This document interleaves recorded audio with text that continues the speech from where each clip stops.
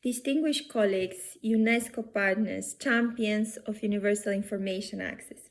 As we gather to celebrate the International Day for Universal Access to Information, we face a key moment in this age, the digital age. Today marks the 6th AI for Information Access conference, building on years of crucial dialogue about how artificial intelligence can serve information accessibility, not as an abstract, philosophical, technological possibility, but as a fundamental human right that demands immediate, coordinated action.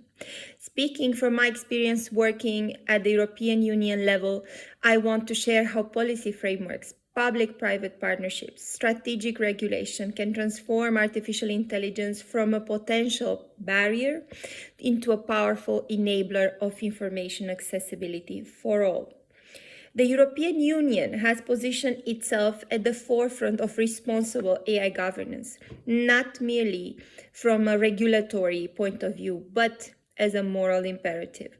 The approach at the European Union recognizes that information accessibility is not just about technical capability. It's about ensuring that artificial intelligence systems serve human dignity and democratic values. Through the EU AI Act, the EU established the world's first comprehensive AI regulation, creating binding obligations for high-risk AI systems that directly impact fundamental rights, including access to information. Regulation alone is insufficient, however. We need proactive policies that actively promote accessibility, not merely prevent harm. Consider the EU Digital Single Market Strategy, the EU Accessibility Act. These frameworks recognize that true digital inclusion requires intentional design, substantial investment, coordinated action, synergies across member states. These same principles must guide the approach to AI and information accessibility. The challenge before us is not a technological challenge. It's fundamentally a political and economic one. AI systems capable of revolutionizing information access already exist. What's missing, however, is the policy architecture to ensure these capabilities reach those who need them most.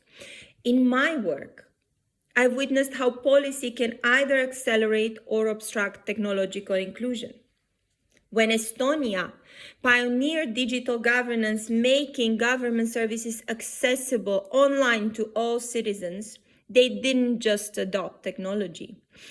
They redesigned public service delivery around digital inclusion principles. When Finland guaranteed broadband internet as a legal right, they recognized connectivity as essential infrastructure, not an add-on commercial luxury.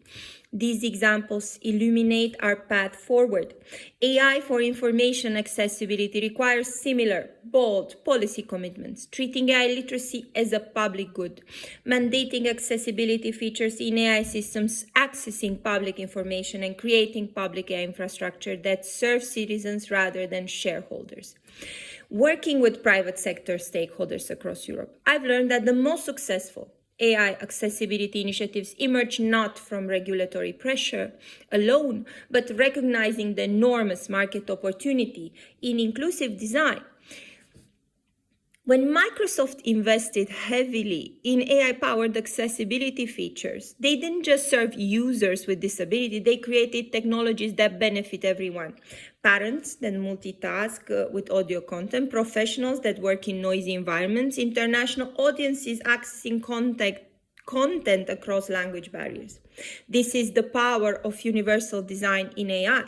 Solutions created for accessibility often deliver breakthrough innovations for broader markets. The business case is before us. It's compelling.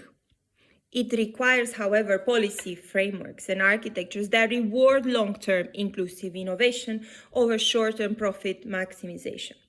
One area where European experience offers particularly valuable lessons and we will discuss it right now, is multilingual AI development. The EU commitment to linguistic diversity with 24 official languages and hundreds of regional languages has forced the European Union to confront AI's monolingual bias head-on.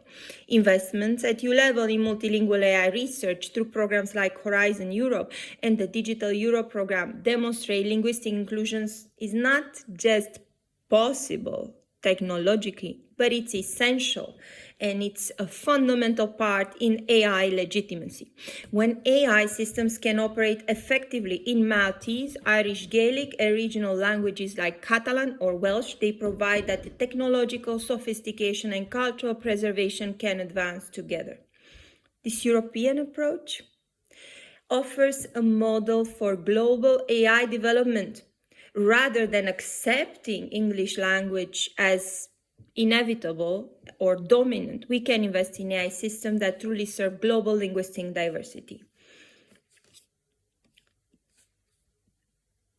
The window of shaping AI development around accessibility principles is rapidly closing.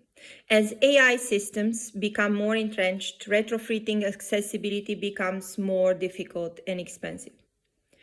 I would say we have 5 years probably to embed accessibility into AI foundational architecture. After that, we'll spend decades, so much more time trying to fix systems designed without inclusion in mind. This is why events like today, AI for IA conference are so crucial. And thank you for this opportunity.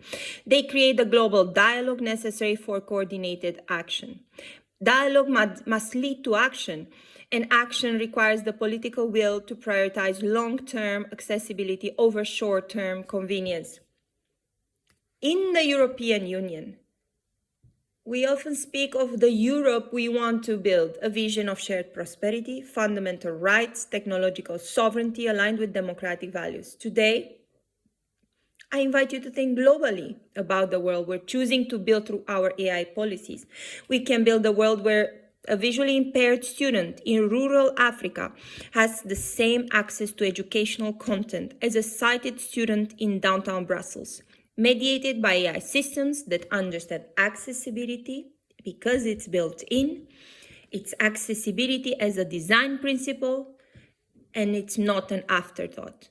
We can create a future where language barriers dissolve through AI translation that preserves cultural nuance and local knowledge, where information flows freely across borders while respecting privacy and security. But this future requires the same coordinated commitment that built the European project itself. The recognition that our individual prosperity depends on our collective commitment to both inclusion and justice. This is the choice we face. The choice is ours. The time is now. Let us choose wisely and let us choose together. Thank you very much.